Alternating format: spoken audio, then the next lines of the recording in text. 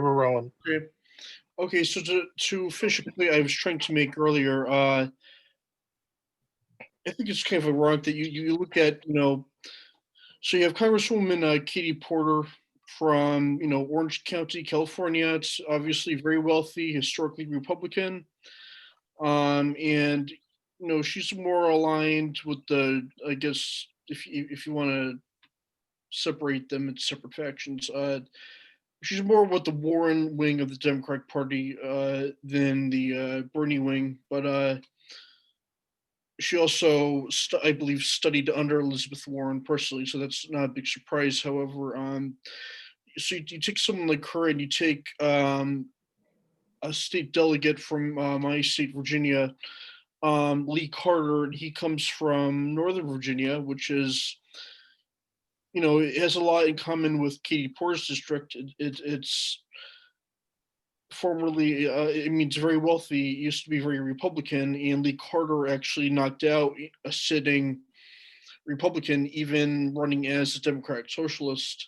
So even among the left of the party, trends don't just go away. You're still seeing more improvement among wealthy suburbanites, and no improvement with the working class people.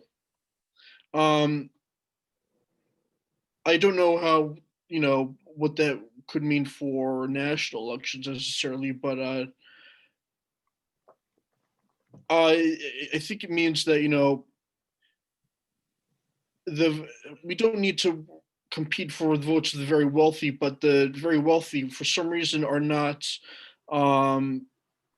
only about, themselves. Well, I think, I think, Democrats, trends don't go away, but I think Democrats were obviously struggling with the white working class and rural whites for a longer time than just this election. But I think this election, we saw some trends that could get out of control if Democrats didn't do anything to arrest them. But at this point, I think can be reversed, and particularly the trend towards Republicans among Latinos. And actually, Latinos didn't even trend towards Trump everywhere. It's just particularly in this cluster of counties in South Texas, which are some of the most South Democrat. Right, yeah. But they're some of the most consistently loyal Democratic counties in the country, and Trump saw real gains there, and that I think is a one-time thing that has to do with the economy. I mean, if Democrats continue to not offer to not be seen as the party that's standing up for the little guy, it could get worse. But right now we're at the stage where a stop can still be put to that, and I think a candidate not running. I think a candidate running on a more broadly economically populist message would be able to put a stop to that trend. And if the wealthy or the upper middle class are going to remain Democrat, then great. That means we just have a bigger coalition. Like if you have working class voters and a decent number of the professional class voting for you, then you sort of have the seeds of a coalition that could be a ruling coalition.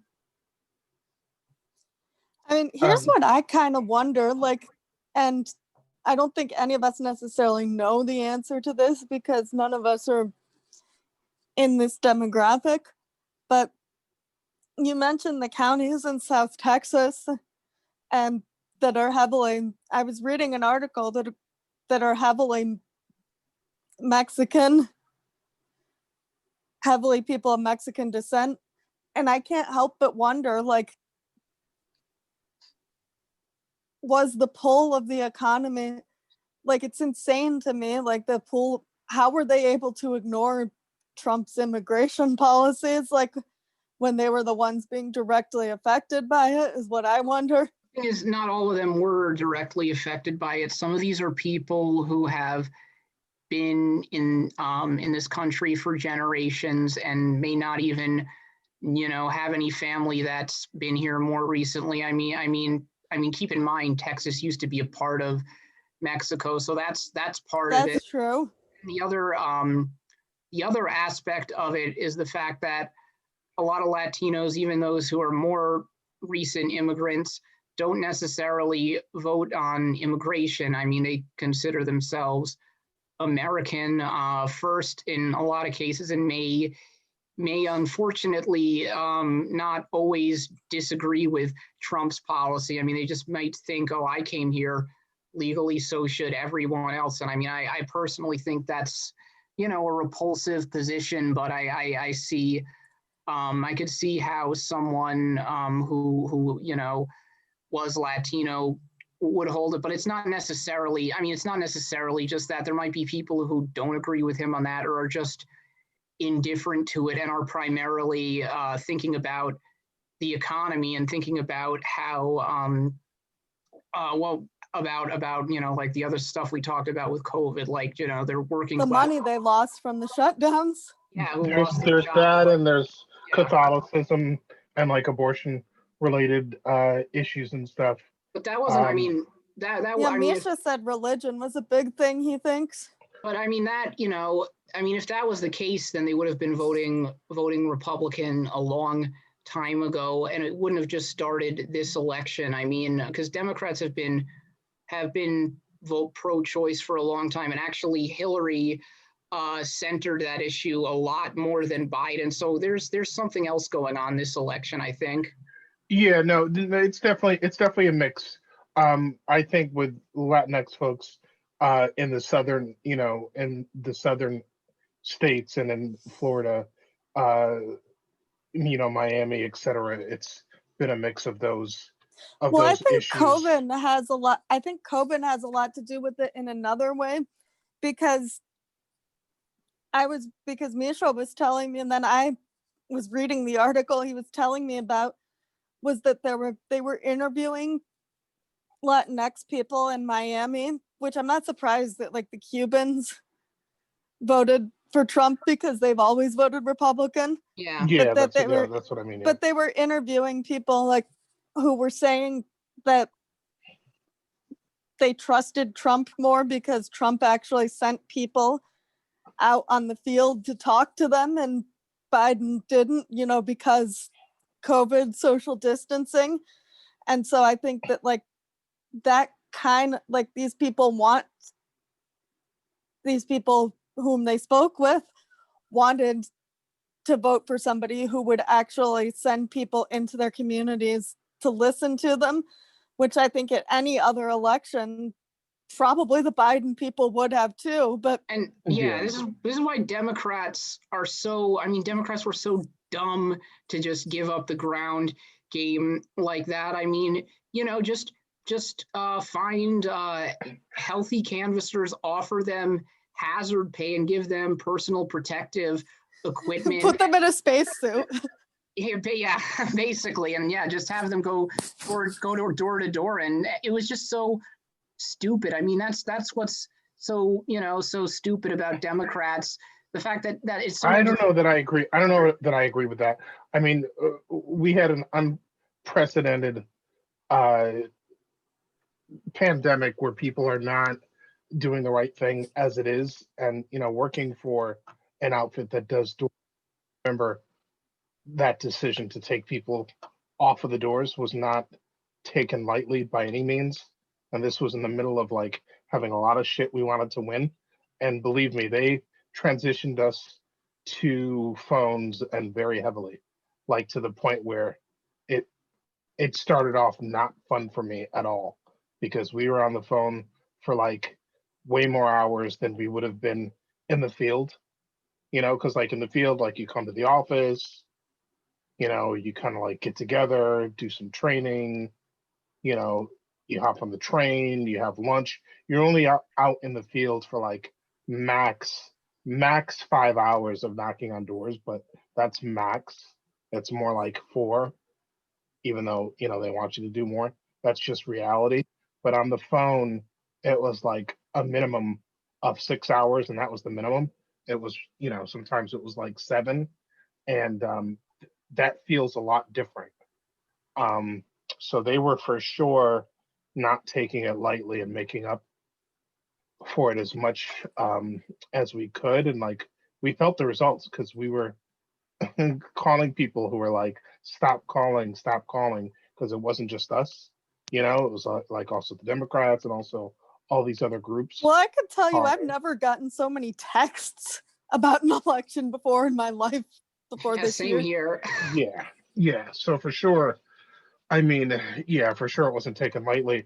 What I wanted That's to fair, ask Flav. before, I will sort of defer to you on that because I think I think that's a good point. But I'm sorry. Go on.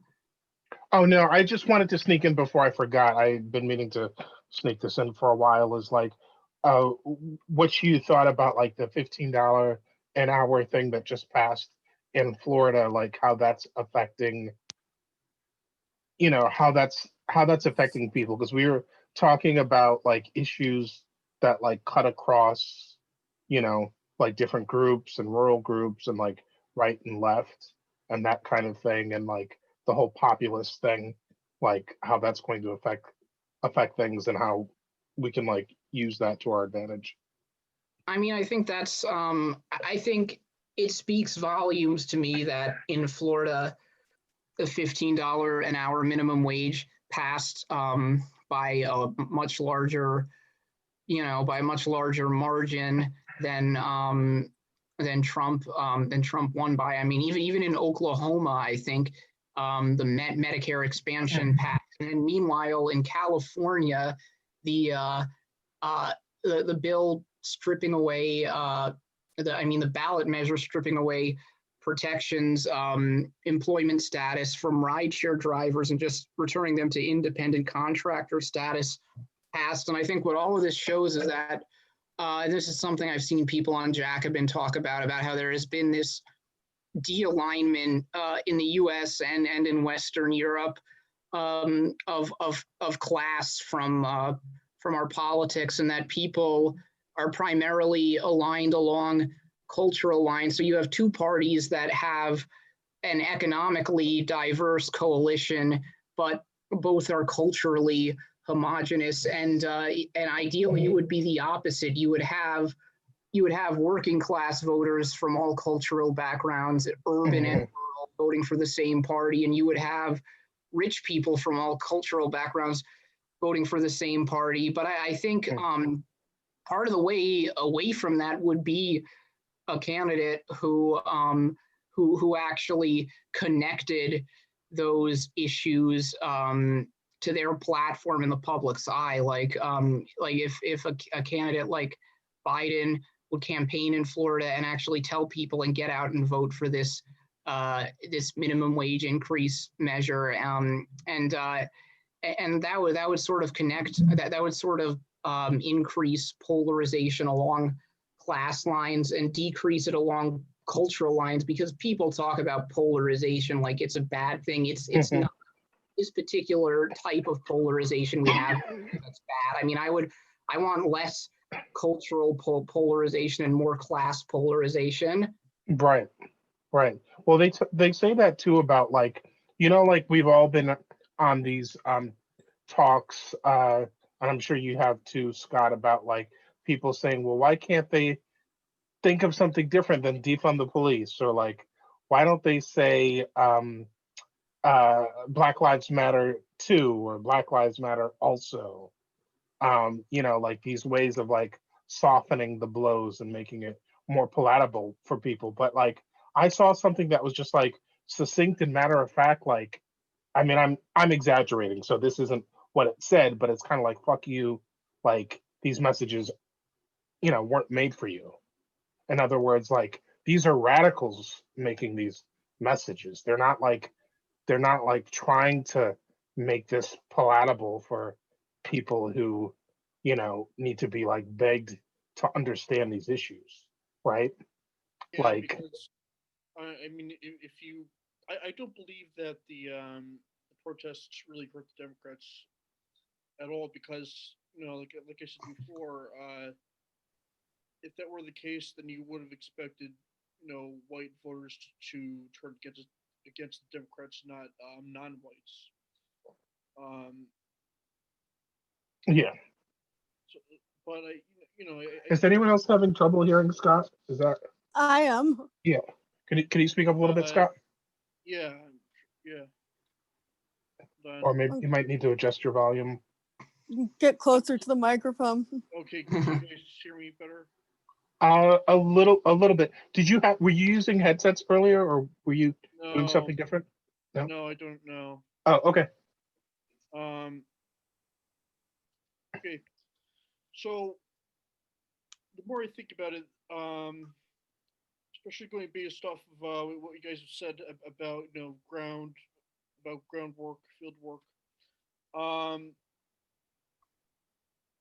I want to see more elections before we can draw specific conclusions about South Texas or Cubans in Florida, because COVID itself is an anomaly. So we could expect a quote unquote normalization to take place after the lockdowns are ended and we have herd immunity or vaccine or what have you. Well, the Cuban vote's been going like this for a while. Like I think she said it like better than I did. Like I was kind of like conflating where the votes were coming from, but like the Latinx votes that swing to the right, like that's been a Florida thing for a long time.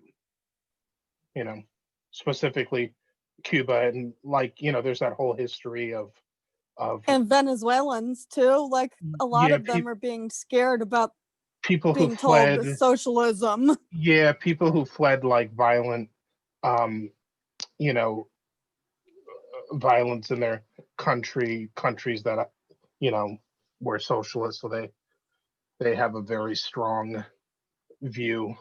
But the issue, there's still an issue of margins though, and maybe Trump got a higher margin than he normally did because there's always people who could be swayed to vote for a different candidate under the right circumstances, and maybe some of those people who are on the fence are some of the ones who were swayed by interacting, like you put it, the Trump campaign, but not Biden.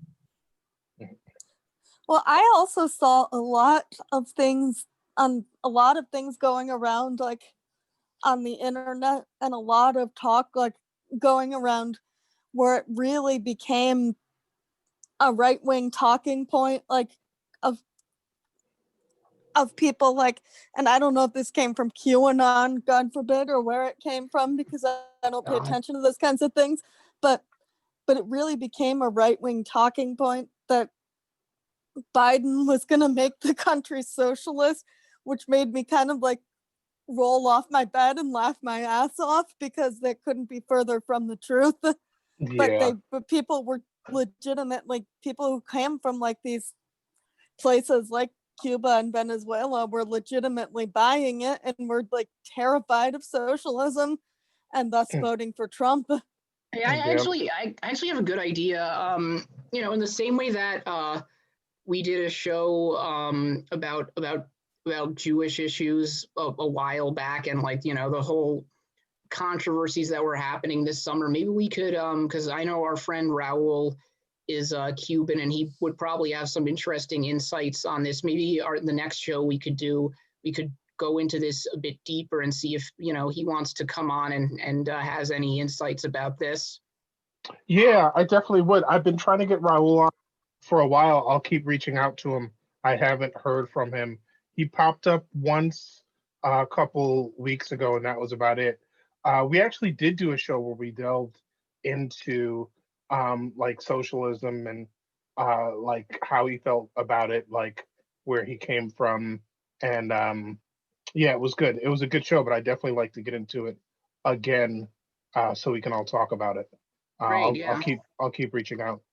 Just as like an addendum, as like a post-election, addendum, I guess, on voting trends and stuff like that. I mean, because he's also worked in politics too, and in Florida, so he would probably have a lot of insight on that subject. I hope I'll send him a message too. Sure. It's that Republicans have been throwing the socialist label since days of FDR, literally. Yeah. Well, yeah, it's nothing Yeah, for new. sure. I just was like, I saw it, I think it's like the socialist label is nothing new, but I think it's like making like the talking point is making the rounds more because like, you know, because social media and the internet, like I've really seen like a major difference in like how right-wing talking points are pushed that are stupid and untrue are pushed Well, across on social media. Well, it's social media, not capital media, right? Yeah. Oh, that's Well, silly. well, yeah, but I think that like, for example, like Misha was telling me he had seen like a news story or like a documentary, something in a documentary or something about QAnon was trying to use like algorithms on Facebook to try to talk to people who were in like the alternative medicine or like anti-vaxxer Yeah. communities, thinking that like, well, they believe in these other conspiracy theories and when maybe they'll believe in ours. And That's a slippery slope. I do know people who got taken in by QAnon because they were kind of in like the like health and wellness community.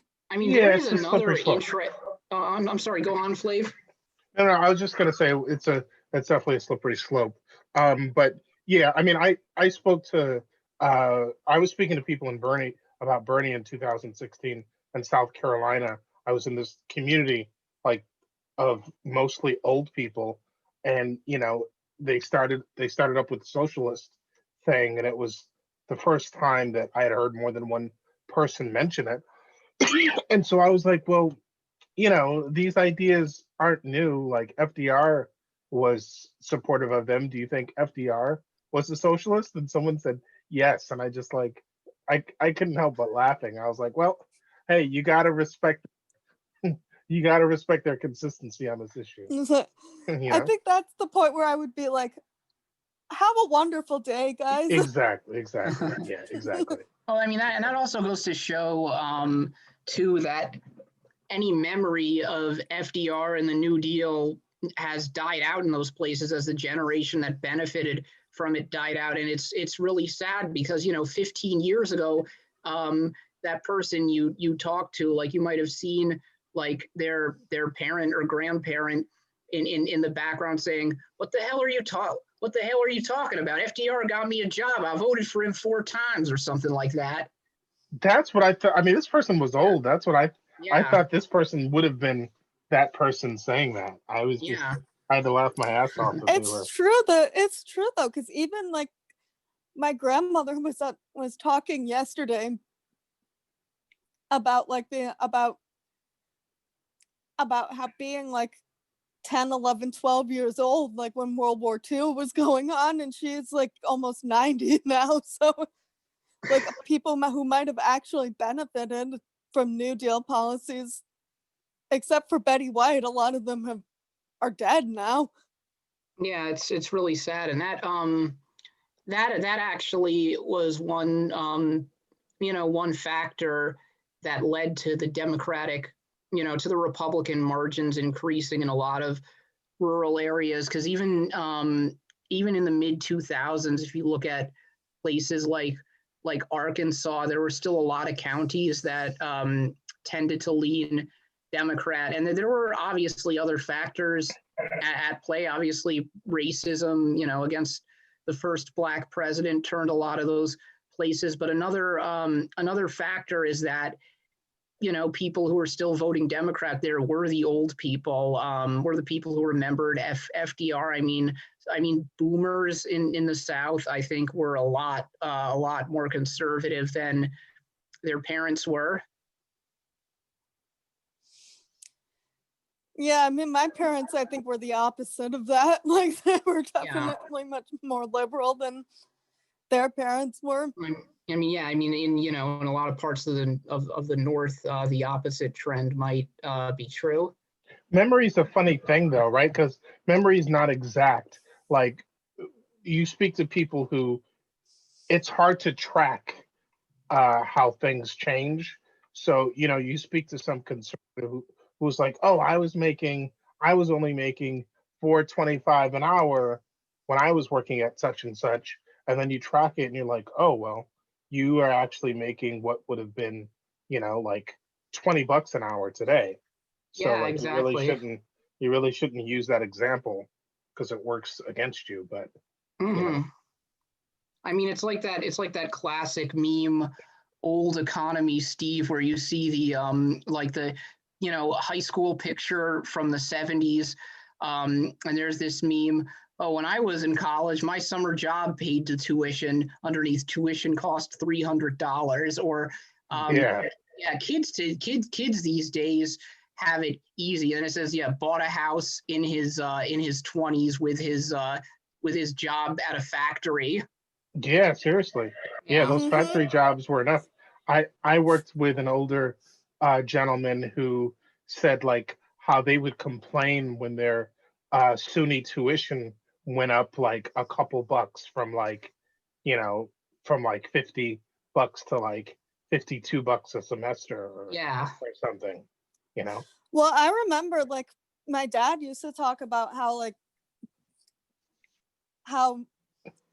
basically like the state covered his tuition at a state's not in New York, but in the state that he grew up in, the state covered his tuition for public college, Yeah, back in the day, back in the 70s, like because they would cover you if your family was low income.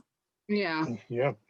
And there is a parallel though between the boomers and the millennials, I think, and the boomer and millennial leftists. Like, I mean, there's a lot of people in DSA who just have a complete hatred for the boomers, and I'm not a fan of generational warfare actually, because all generations are diverse and their experiences are diverse. But I think they're hypocritical because they don't realize that in some sense they're similar to their parents, and that goes to the issue of student debt. I mean, if I mean, people, the one issue that radicalized a lot of the boomers who came from a similar class background was the fact that they were being drafted and sent to Vietnam. And then Nixon decided to end the draft, and that had an effect on the anti-war movement. A lot of people went home, and I feel like, and I still support forgiving student debt, but I sometimes worry that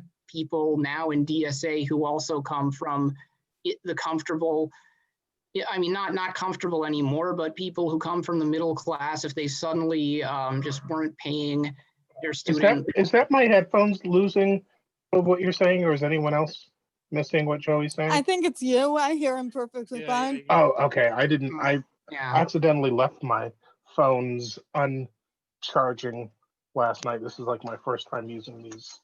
But yeah, I'm sorry. No, it's my first time using these wireless phones, and I left them like Mhm. on all night. It's surprising that they're even working at all.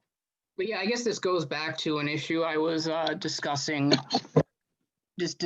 earlier, like, because there was a recent controversy recently on the left, and I don't want to quote because I know people always get misquoted with Twitter and stuff, but someone, Matt Christman, I think it was, said something to the effect of there would be a working class revolt if Democrats forgave student loan debt. And I don't even know if that's exactly what he said, but it was something along those lines that I think caused a controversy. And I don't agree with that. I think, I think, because I don't think that like just one executive order will have much of an effect on elections in 2022 or 24. And if Democrats were doing other things for people, even if there was political damage, they could ameliorate that. But I do think the point of the fact that so many people my age and people who graduated college were radicalized because their standard of living wasn't what they thought it would be from getting a job and studying hard.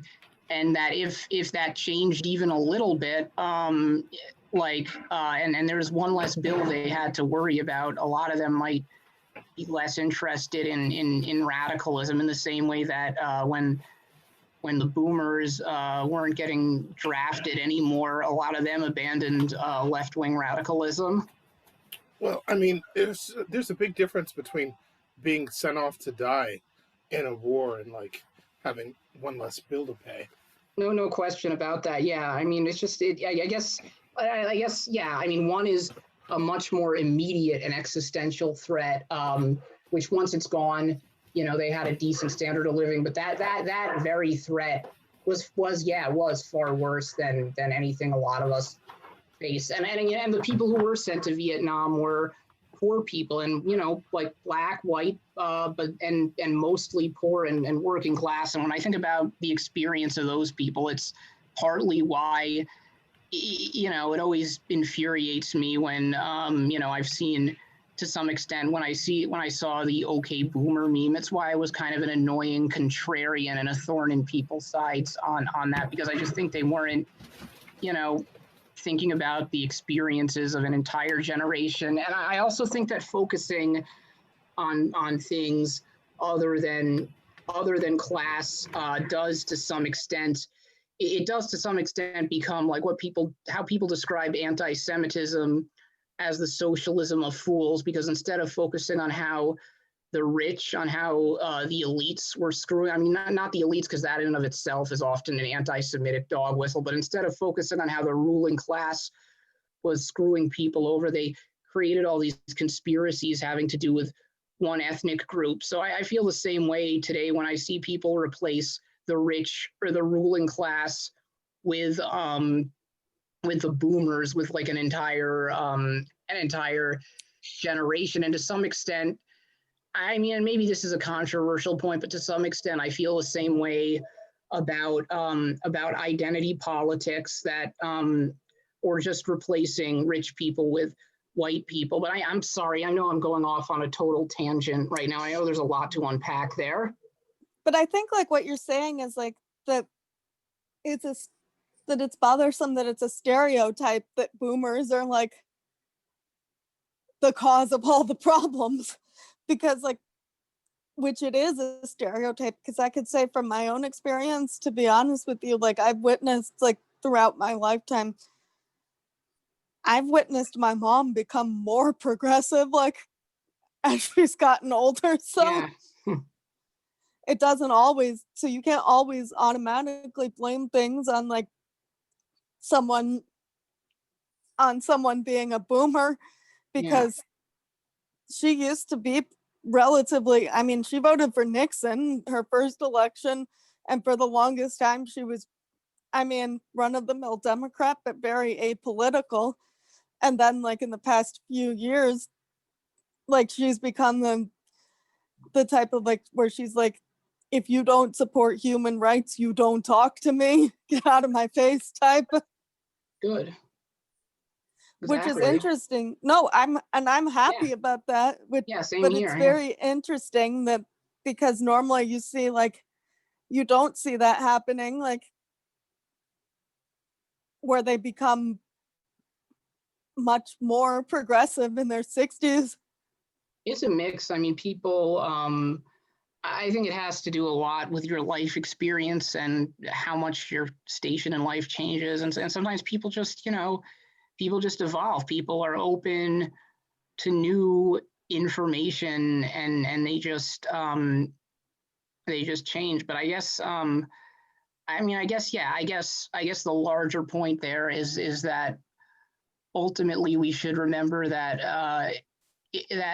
that really class, race, age, you know, I mean, not. I'm not saying class. I'm saying I want that to be the dividing line. But if we're, regardless of, you know, race, regardless of age, regardless of ability status, people have their individual struggles, and there are some things that affect one section of the working class more than others, and that's why I'm not a class reductionist by any means. But I think that ultimately the politics that would be most liberatory to humanity would be just an international politics of working class solidarity that transcends borders. Well, you know what's really interesting is that, like, I feel like, somebody like my grandmother is the type of person who's always, like, she's always tended to vote conservative mainly for, like, religious reasons Right. and whatnot. And she's not really a Trumper because she has a pretty good bullshit detector. But I think but also I think she's not a Trumper because what I notice about her is that she's very, very disdainful of the wealthy. Like, she complains all the time about, like, basically about, like, wealthy people throwing temper tantrums and getting whatever they want. Like, she complains all the time about Karens.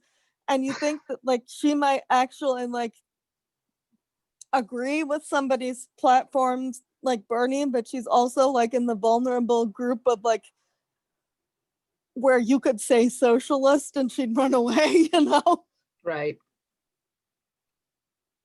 And I think, like, that's something to keep in mind, is that a lot of these rural older voters that the Democrats have kind of written off for dead, like,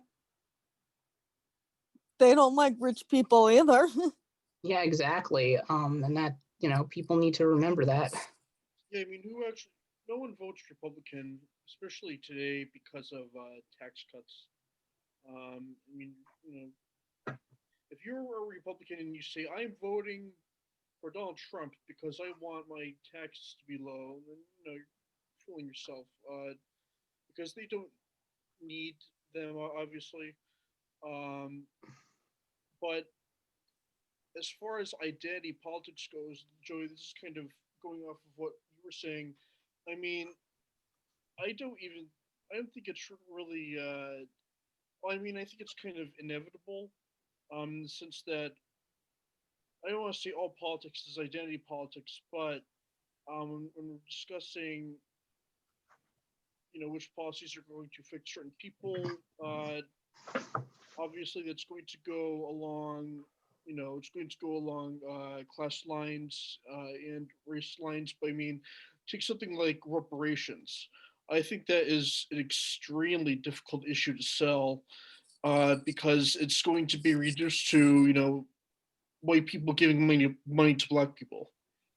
And this isn't really something that I've occupied myself much with, but how could something like that be sold as,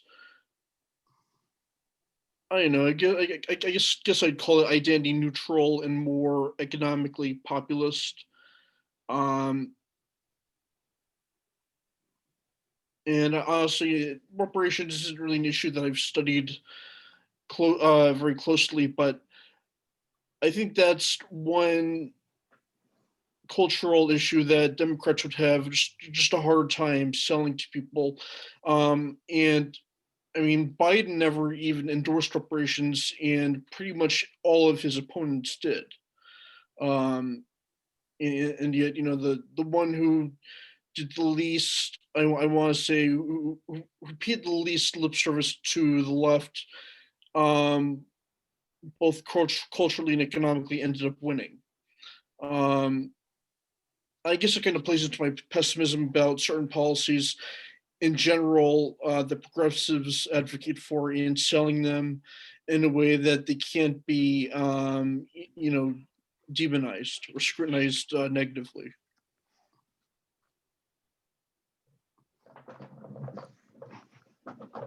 All right. I see Flav's talking right now. Am I the only one that can't hear him? I can't hear him either. I shit. can't hear him. Shit. That's a him problem. Flav, we can't. Can you we hear me can't now? hear you. Oh yeah, I can. Yeah, we can hear you Oh, now. that's weird. Okay. We all went. That's weird. Yeah, we all went mute at the same time. Okay. So yeah. So I feel like the question becomes: are these people all paying lip service to reparations, or do they actually have a platform or policy in mind, or are they just saying it because it's a buzzword that's going to get them some votes? Now, I mean, personally, from what I know about reparations, is if I were running, I would just be like, chill out, white people. You're not going to pay a fucking dime for reparations unless your name is Amazon or Unless your name is Jeff Bezos. yeah, Yeah. exactly. Unless your name is Amazon or Jeff Bezos, you're not going to pay a dime for reparations. You're not going to pay anything more than you're paying now. What you are going to do under my program is you're also going to get yours. You're going to get health care, and you're going to get debt relief, and you're going to get um, things that are going to put more money and more opportunities in your pocket, because poor people have been robbed in this country left and right as well. And I would say it just like that, and use like that populist rhetoric to get people excited. And I wouldn't go on these long, boring diatribes to avoid the fucking question like these centrists would do, or just avoid the question like they do. But yeah, you're not going to pay a dime for reparations. The people who benefited off of uh, slavery and free labor the most were mostly corporations and like the uber rich. So there would be no. I mean, first of all, it would be economically stupid to draw a dime from poor people, because it's like getting blood from a stone. So you're only going to hurt the economy, and you're going to hurt people who should be getting more money so they could spend more money to feed the economy. So Yeah, I it's would not never. economically intelligent at all. Yeah, it's not. And I actually get pissed when, like, sometimes you hear folks talking, like, including Bernie as well, like, you hear them talk about policies and they say, well, everyone's going to have to chip in a little bit. Like, I say, really? Like, why should everyone chip in a little bit? Like, it doesn't make sense to me. When corporations have been paying nothing for years, like, they should chip in like a lot of it, and the rest of Yes. us should be not only left the fuck alone, but we should actually get more money in our pockets. Like, that's economically feasible. So the whole like everyone's gonna feel the pain and we're gonna spread the pain around rhetoric that went around like after we had some recessions and whatnot didn't make any sense to me at all. But that's like more of our centrist leaders, like helping their corporate masters do what they do in their Wall Street, And it's like, puppeteering. no, don't take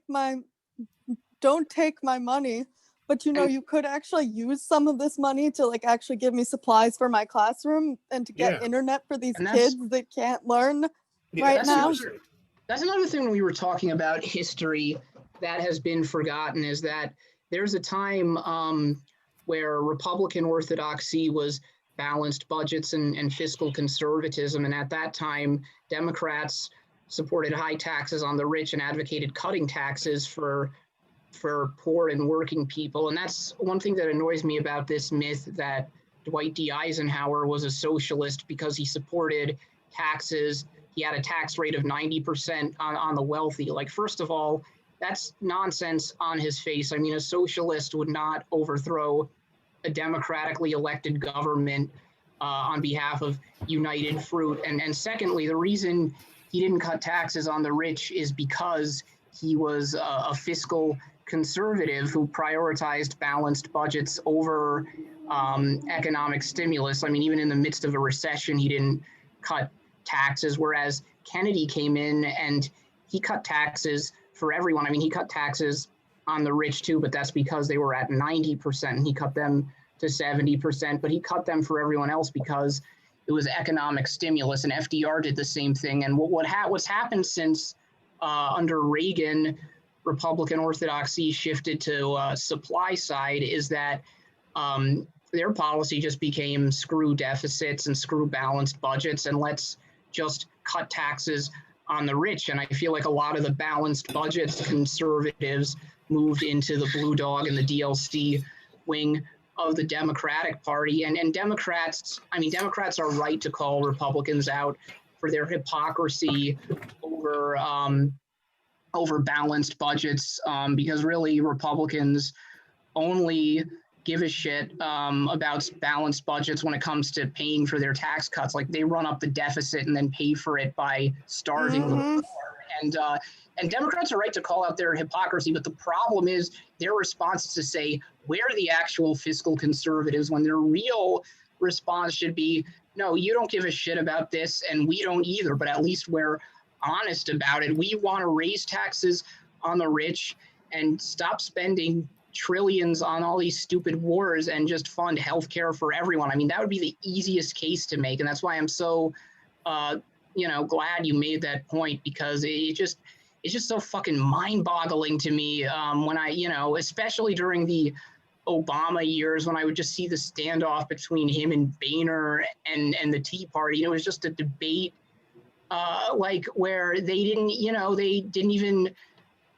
just refused to reject the whole premise, which they should have done. And now, that was one of the biggest problems with Obama in general, is that he just fetishized bipartisanship,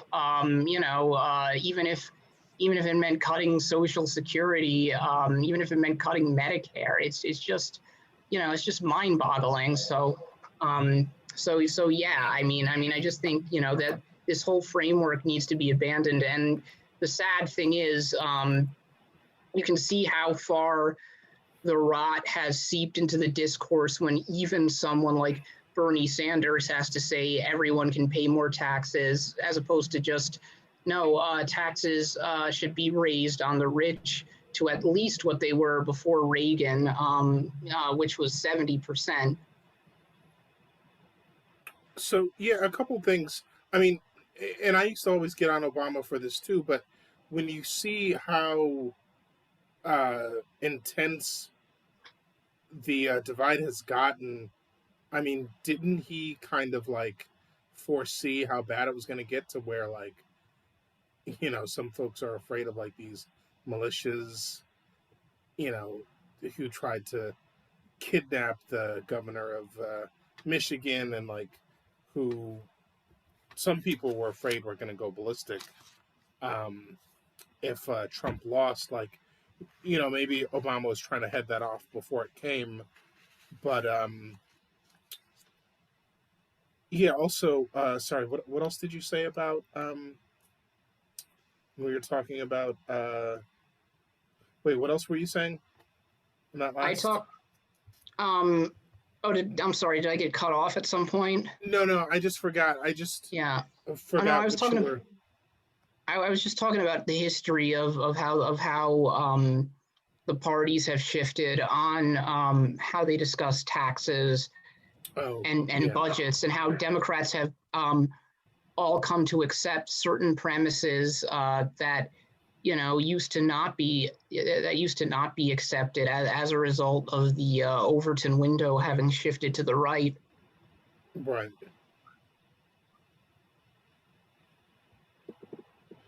Yeah, I mean, yeah. What do you, Scott? What do you have to say about that? I'm totally forgot what else I was going to say. I've been thinking. So had Eisenhower cut taxes, would he? Because I know the guy. I know a little here and there about his presidency, but didn't he have 5 recessions or something throughout his 8 years? He did. Yeah, except several. The first big one was in his first 2 years when Democrats took back Congress, and the second was in '58 when they made massive gains in both houses.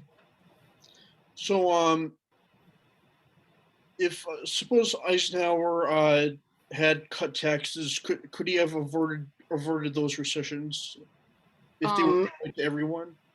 I mean, yeah. If you cut, specifically if you cut taxes on working and poor people, it does stimulate consumer spending, which is good in a recession. On its own, it's not enough, because you also need to directly provide people with jobs. I'm not sure.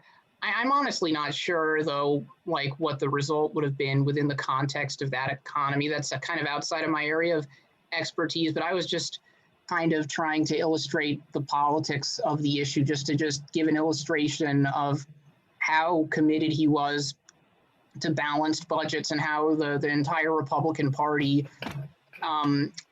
agenda at that time was really centered around balanced budgets. And obviously they supported social spending because they had to in that political environment. But basically, I think their argument was just we'll balance the budget and we'll run these New Deal programs more efficiently. Maybe someone, maybe someone should come out and just say they're a fiscal conservative, but what they mean is they're going to raise taxes on like the richest people. Yeah, raise tax and cut military spending, and the war on drugs and all of the things we legitimately wasted on. Yeah, exactly. And Joe, you made the point that a lot of those fiscal conservatives sort of they became the future deal seers. There was a book that I read many years back. I don't remember the name of it, but I think that one of the first things that Bill Clinton said to his staff when he first got inaugurated was something along the lines of, "We're Eisenhower Republicans." I mean, so I believe that. Yeah, couldn't even say the word Democrat. So we'll just call ourselves Republicans. Cut the middleman out, but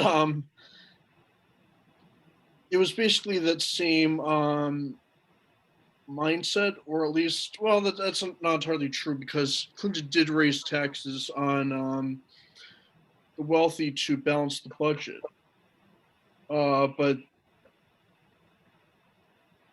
taxes may have actually gone down on the whole through his presidency, especially after the Republicans to Congress, and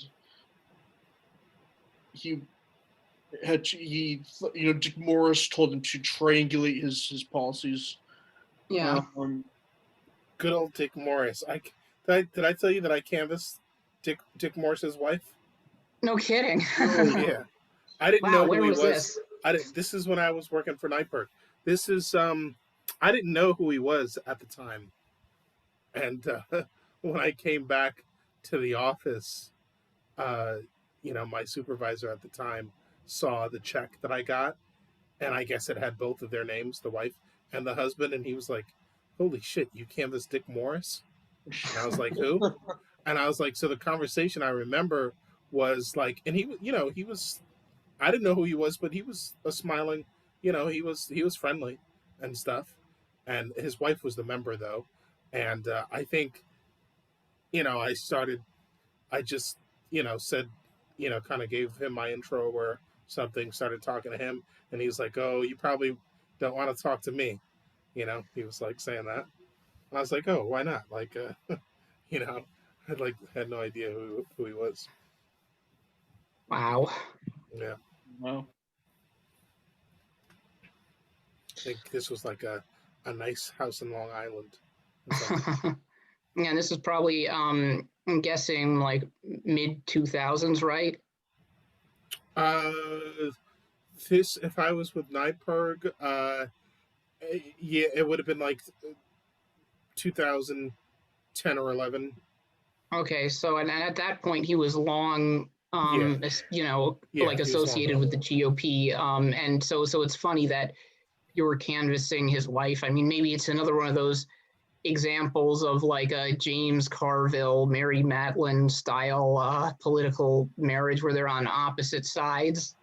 Well, yeah, one thing about working for environmental organizations is it's not like working for WFP where it's a partisan group you're working for.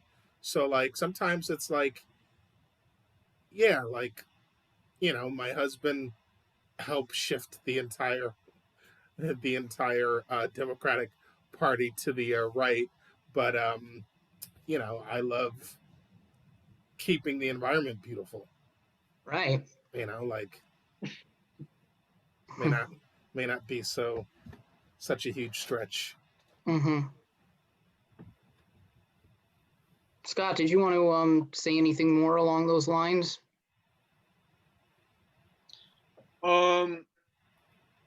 Not on this specifically, although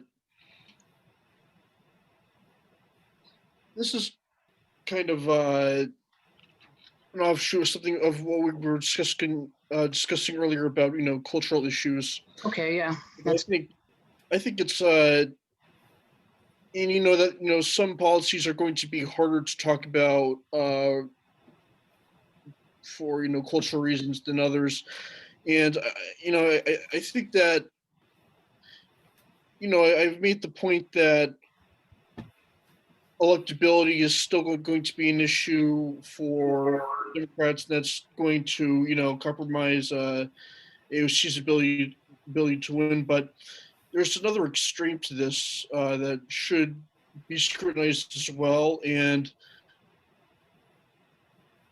I think that a good counterexample to that would be Beto O'Rourke, actually, because he kind of tried to shift left at the last minute to save his campaign, but he didn't come out in favor of anything anything like Medicare for all or Green New Deal or anything like that. His big thing was to say, "Hell yes, we're coming for your guns," and then he said, I support gay marriage so much that if you're a church, if you're a private organization, no sue over the law, but the church, your church, does not support gay marriage, I'm going to tax that church. I think that was kind of like a miscalculation of where the voters really stand, and that's like Beto O'Rourke stays center lane or center right lane rather on economics, but just go hard left on cultural issues. It just kind of reveals to you, not only what these people prioritize, but also, we because they're the establishment. We are kind of taught to or conditionalized to believe that they they have the key to winning an election. But something like that, or even worse, Michael Bloomberg, and you once said, Joey, that try selling, I want to privatize Social Security and take away your guns to the people in the Midwest. You have lost by a lot. Even to people in New York. I mean, specifically, some aspects of his agenda, like banning giant sodas, were hugely unpopular here. I mean, yeah, you could not design, but yeah, nationally, you're absolutely right. You could not design a candidate who has a worse combination of positions than Michael Bloomberg. All of the most unpopular stances from liberals and conservatives, like rolled into one. I mean, I think someone on Atlas actually said this, that if a professor assigned a political science essay to come up with a politician that would be the least electable in the country with the most unpopular platform, it would basically be Michael Bloomberg's. And isn't he kind of short too? Yeah, and yeah, he is very much so. There's on Atlas. There's a poster. I mean, he has a blue Washington State avatar. His name is Realistic Idealist. He's very much into cartography and all that, but he once compiled. Actually, I don't know if it was his own work, but he posted this chart of where basically is illustrating where the median Americans where the median American stands and in the parties, and he had the whole chart, auth left, lib left, auth right, lib right, and from the internet alone, you would expect there to be a good distribution of lib left, lib right, auth right, but it's actually shaped differently. So it goes lib left, auth right. In other words, libertarianism is it's actually very overrated as an ideology in the United States, where Americans are a lot less libertarian on policy than they want to say they are, I think. But the bottom line being that, Mike Bloomberg really would have appealed to the lowest common denominator, essentially. Yeah, and he wouldn't even have appealed to libertarians. That's the funny thing. Like, he's in that Right. lib-right quadrant, but he's in a very an even smaller quadrant of that quadrant, because he doesn't even support the fun parts of libertarianism, like smoking weed, like, getting to smoke cigarettes in bars. He's all about nanny statism combined with fiscal conservatism. I mean, that represents that's an ideology that represents probably 5 people. Yeah, I mean, I don't even know what I would call him. I mean, I hate to say it, but in context of American politics, I think that the only word you could really use to describe Mike Bloomberg is liberal. Well, But I mean, I think just centrist or just fiscal conservative plus socially liberal describes him well, and I think that on the broad spectrum, fitting him into the lib right. Although, I mean, he is quite authoritarian, but Yeah, I I was think gonna say you add that that severe racial profiling and yeah. stop and frisk and broken windows, and then it's then it all goes out the window. Yeah, I mean, yeah, but I think I think that the broader category, which overlaps well with that lib-right quadrant, is fiscal conservative plus social liberal, and obviously people could be that and also an authoritarian as Bloomberg is. But I think that to go, I mean, your point is well taken, Scott, because that in and of itself, I'm a fiscal conservative plus a social liberal, is not an ideology that appeals to many people outside of the wealthy. I mean, there's people who are liberal across the board, there's people who are conservative across the board, and there's people who are populist, who are some combination of fiscally liberal and socially conservative, and like they're a much larger political minority than the fiscally conservative, socially liberal one. yeah, they're also wider than the reverse, than the classical liberals or libertarians. Mm-hmm.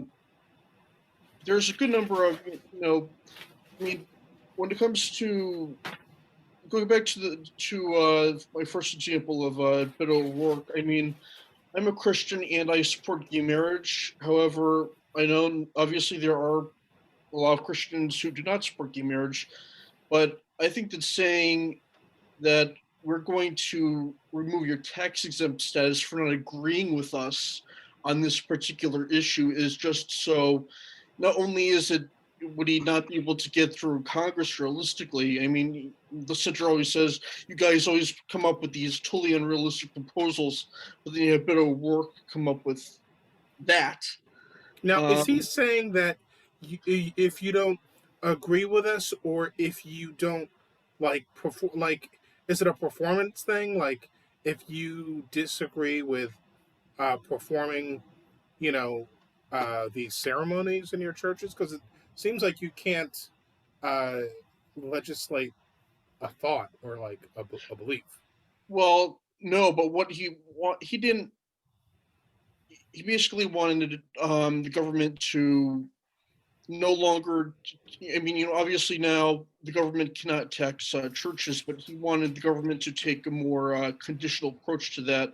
So, like for all the, for say my church would not be affected because I'm Episcopalian, and the Episcopal Church officially does support gay marriage, but. And this is ironic, actually, because Beto O'Rourke is a Catholic, and his church is no friendlier to gay marriage than mine is, certainly. But I just think that he made this really almost comically stupid miscalculation to say, well, I'm going to appeal to the left by coming up with this outrageous, non-economically populist proposal.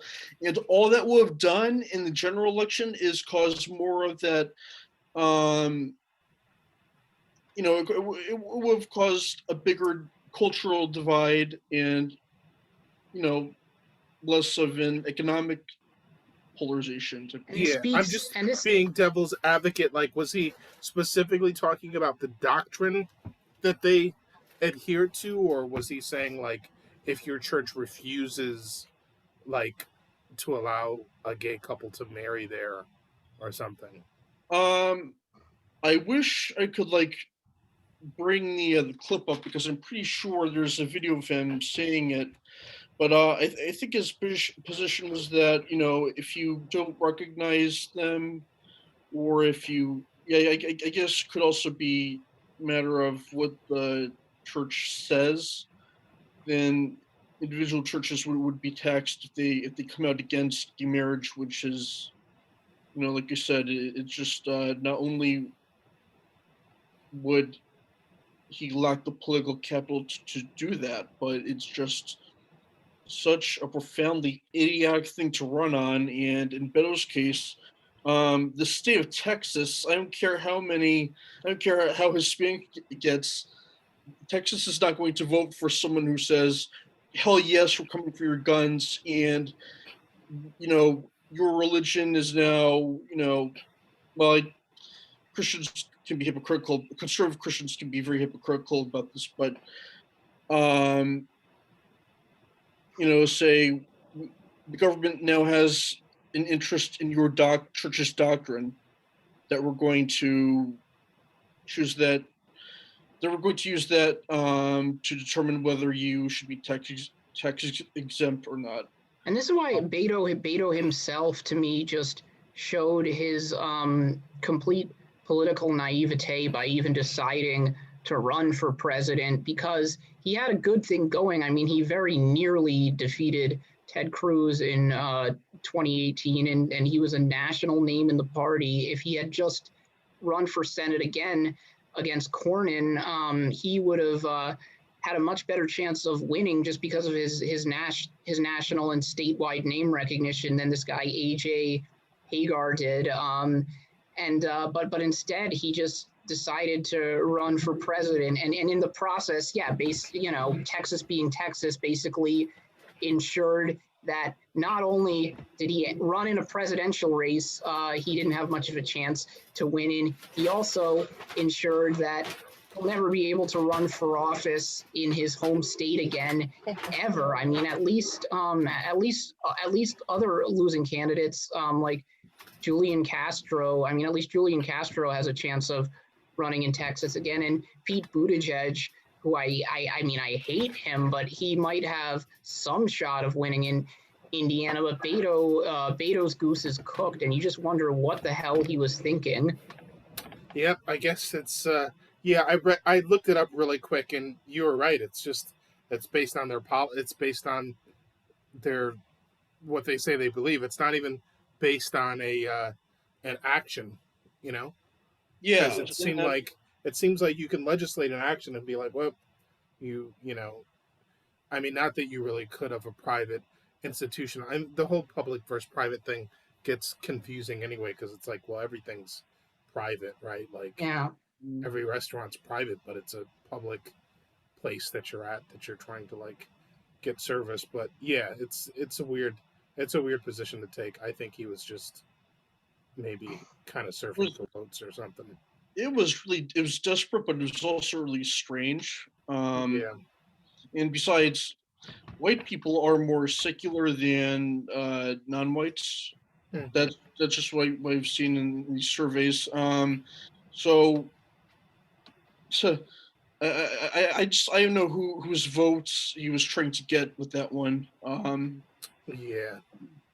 It was mostly just because he was he supported all the same things, or many of the same things that Bernie and Warren did, but because they already had that lane covered, he didn't really stand out. So I guess he just thought my lane is going to be being the most adamant gun control guy and the most adamant tax churches guy. And like on the Republican side, and this is the interesting thing about identity politics is that Republican primary voters are much more motivated by identity-based concerns or by social issues really than Democratic Party voters are, because every Republican primary there is an extreme social conservative or multiple ones that run in that lane. Like there was Rick Santorum. Before that, there was Sam Brownback, and they're always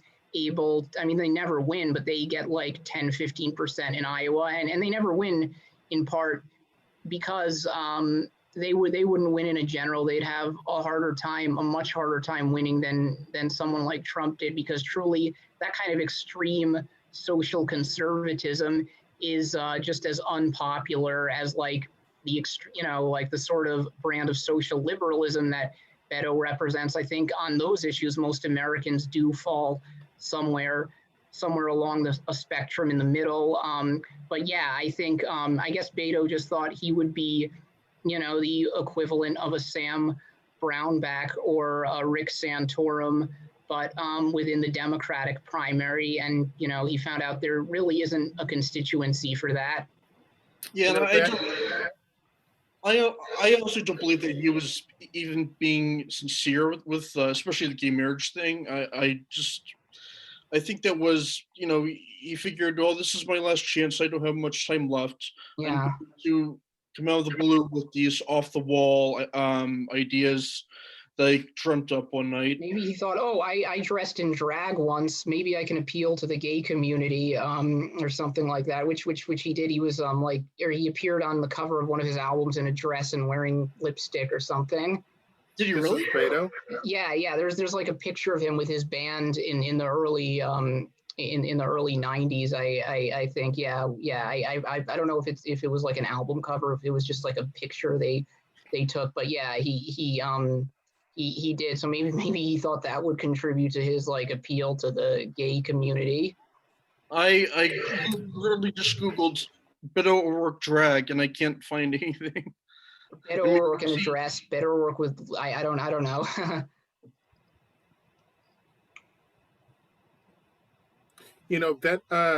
That helped Bernie, I think, having a different position on gun control than was expected.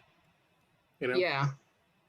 Well, yeah. I mean, in 2016, he basically defended the fact that as a senator in Vermont, he was more sort of voted, in the interests of voters in his state, which is very rural and there's a lot of guns, and he kind of backed away from that this time, and he was attacked over it. And actually, that's one mistake he should have made, because I wish he had hit back on that harder. And I think that would have been a good way to turn the electability argument they used against him on his face, where if he had just said, if Democrats were more pragmatic on the issue of gun control, we could pick up a lot of rural votes. And, because I'm on the left, and I am admittedly, I guess this is a contrarian streak of mine, I am admittedly pretty moderate on guns, and at times in the past I've even taken a pro-gun stance. And there's a lot of people on the left like that who will say things, and justifiably, like, why should we want to give racist cops a monopoly on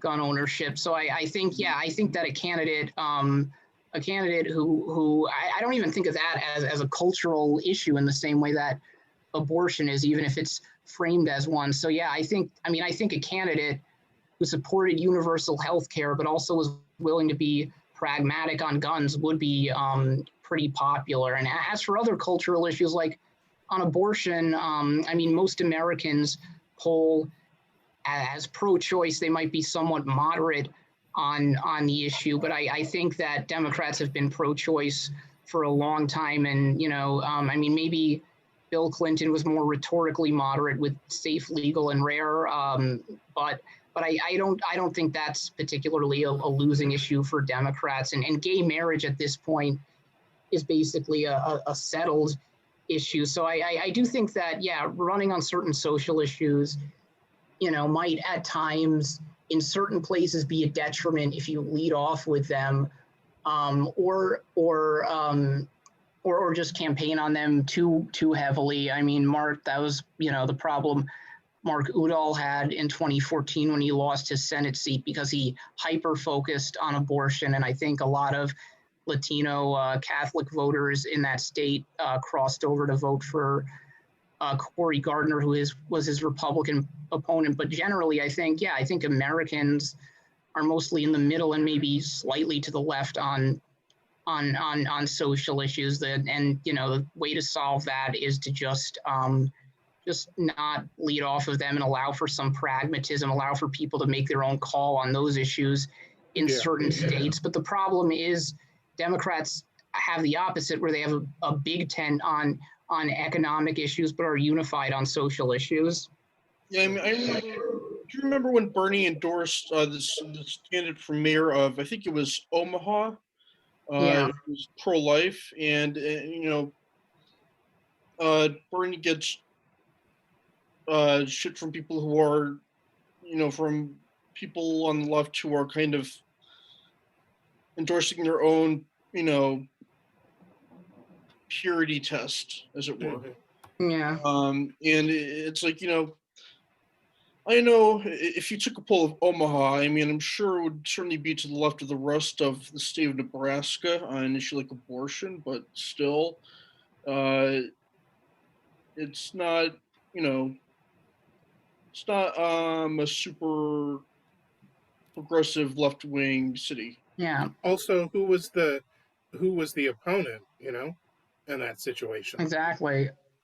And also, I mean, even the people who were imposing purity tests on him were being complete hypocrites, because literally right around the time Nancy Pelosi went further than Bernie did and said something like, we should allow pro-lifers in our party. I mean, Hillary Clinton herself picked Tim Kaine as her running mate, who supported the Hyde Amendment. So they were complete and total hypocrites. They just focused on it because they didn't like Bernie. I mean, I could respect someone who genuinely says a woman's right to choose is the most important issue for me, and I don't respect anyone who compromises it at all, and just applied that principle consistently. And I'm sure there were some people like that. I can respect that.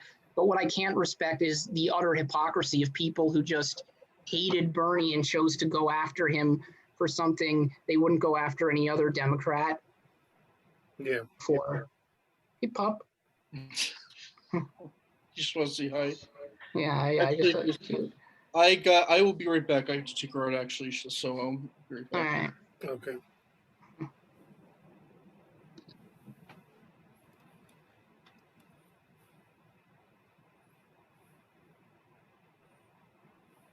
With both of you, it's been great.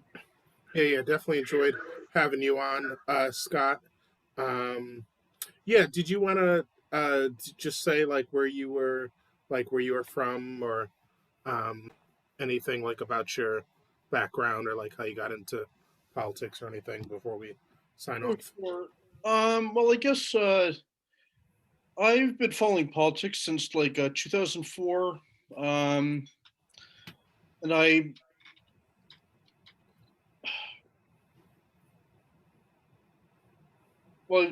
something else I was thinking about. I would say what really got me, I guess, into politics as well as religious issues is, when gay marriage, because I've always been a Christian, but I've always been sort of liberal, especially, I mean, I grew up during the Bush years. My mom was, she had a heavy influence on my views. And, and I just basically, I saw this conflict between, Christians who support gay marriage, and I kind of wanted to look deeper into that.